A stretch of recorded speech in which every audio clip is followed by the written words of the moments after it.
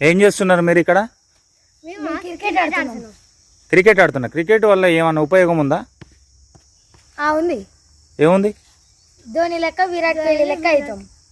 నిన్నగాక మొన్న ఒక వీర జవాన్ చనిపోయాడు, మీకు తెలుసా? న్యూస్ పేపర్లో వచ్చిందని విన్నాం కానీ అంతగానం తెలియదు మాకు. అందుకే నేను చెప్తా వినండి.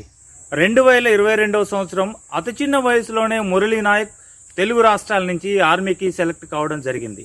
మొట్టమొదటిసారి జమ్మూ కాశ్మీర్లో ట్రైనింగ్ తీసుకొని ఉద్యోగం చేస్తూ ప్రస్తుతం పంజాబ్లో ఉద్యోగం చేస్తున్నాడు. యుద్ధ సమయంలో మళ్ళీ జమ్మూ కాశ్మీర్కి వెళ్ళిపోయాడు. పాకిస్తాన్ ఉగ్రముఖాల దాడిని ఎదుర్కొంటూ తిప్పికొడుతూ వీరమరణం పొందినటువంటి మురళీ నాయక్ గురించి నేటి యువతరం తెలుసుకోవాలి. ముఖ్యంగా తెలుగు రాష్ట్రాల్లో యువతరం వినోదం కోసం కాదు, దేశాన్ని రక్షించే విషయంలో కూడా జవాన్లుగా నిలబడాలి.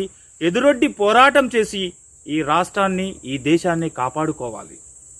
ఇప్పుడు అర్థమైందా మీకు మురళీ నాయక్ గురించి? తెలిసింది. అయితే మీరు ఏం చేయాలి భవిష్యత్తులో?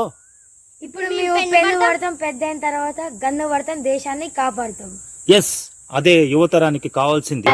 పుణ్యభూమి నా దేశం నమో నమామి, ధన్యభూమి నా దేశం సదా స్మరామి.